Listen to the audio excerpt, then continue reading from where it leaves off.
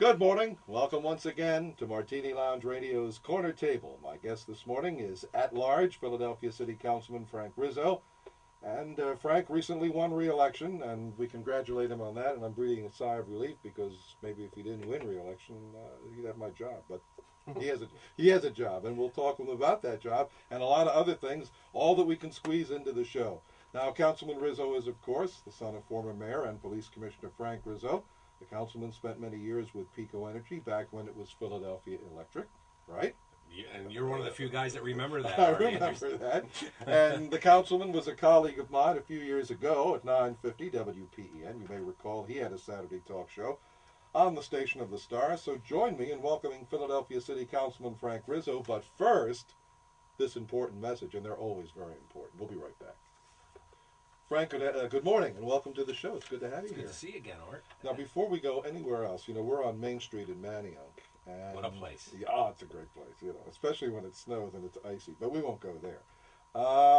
March 19th, I see that you are going to be, we may have a throwdown with Bobby Flay on the Food Channel with you. You're going to be in what is it, a chili cook-off? Yeah, well, there's a chili cook-off for charity right across the street, and all of the best restaurants in Manayunk and throughout the area. And there are a lot of good eateries here, yeah. Yes. Present their chili. Yeah. And you know what's nice about it? There's all different types. Oh, sure. From the very, very spicy to the right. mild. And you can make it without meat if you want. Exactly. Whatever.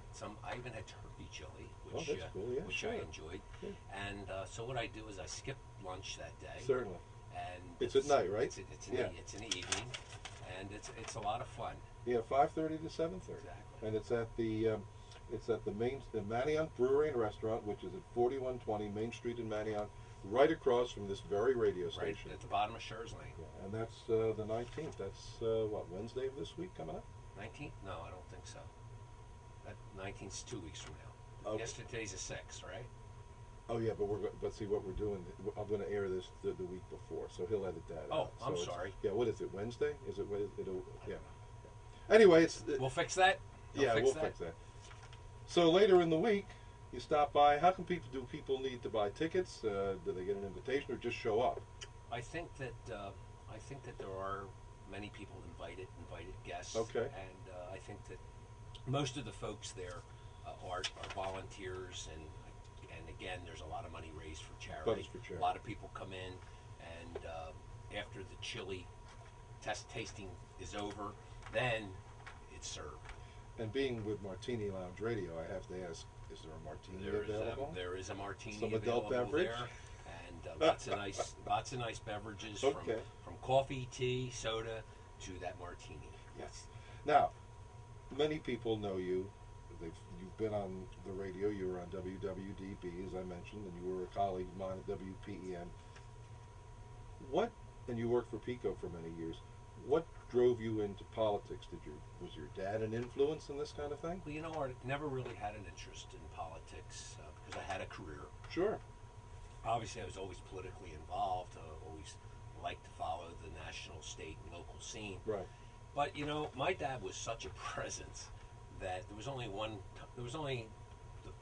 room for one Rizzo. He really was. Yes, he was. And I was realistic enough to know that while my dad was alive, that I just had to sit back and watch him do what he did and did very well. Very proud of his accomplishments.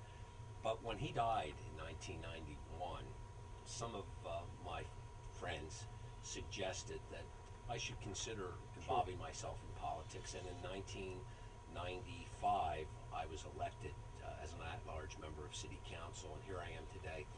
I wish that I would have gotten involved earlier, because this is one of the best professions that you could be in. When you're in a position to help some folks and help people that are sometimes struggling to deal with the bureaucracy, it's a great job, and there's days that there are tough, long days, but when you can sit back at the end of the day, you made a difference. That's important. And it seems to me that at the local level, like you are, it's so much different than being in Congress or in the Senate or the president, because you're in touch with so many. You're here.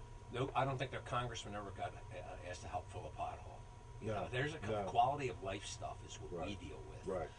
The abandoned home, the trash strewn lot, things that affect what a neighborhood is all about. The congressional people, hey, they have a different role.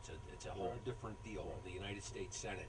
But when you represent the city of Philadelphia, there are so many issues that you deal with every day, and that's what makes it again such a great job. Well, I It's a know lot you. of We've fun. known I each love other it. for a long You know, time, and I love know it. you really love the love job. I love it. What's the difference for our listeners, if you will explain, the difference between a councilmanic person for one district and a councilman at large? I think we're in the mayor's, when he was a...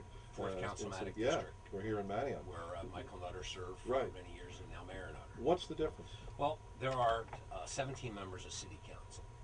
There are 10 District Council folks. Michael Nutter represented the 4th Councilmanic District.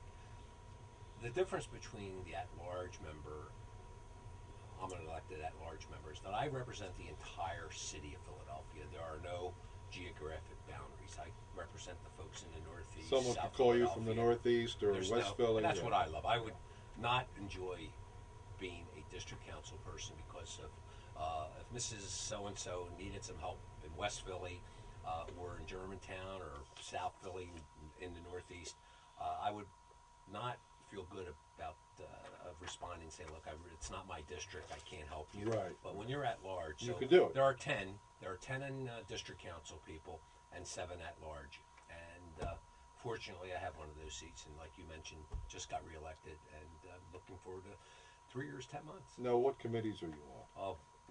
I'm on most of the significant committees. Matter of fact, yesterday the Appropriations Committee, where we move money around Right. to support the police and fire. I'm on Public Safety, which is a very, very important committee to me, because we look out for the police and firefighters and the citizens to make sure that they're getting the bang for their buck. One of the things that we did as a member of that is to make sure those police radios work. We had a lot of problems with those A lot in of years problems. past. Yeah. I'm on the Technology Committee, which right now we're having a little bit of a struggle with a company called Earthlink.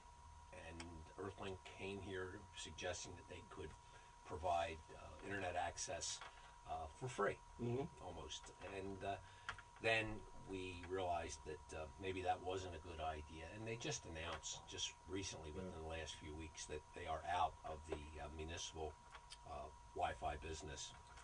So now they haven't finished the job. Matter of fact, this area here is one Really? in the northwest and northeast that is not been completed. So we have to see. And Art, I learned, like probably you have, when somebody tells you something's for free, start paying a lot of attention. Exactly. And so There's no free ride. and just this past week, the issue is the fact that the city has decided to spend a couple $100,000 for a consultant to see that the direction that we need to go.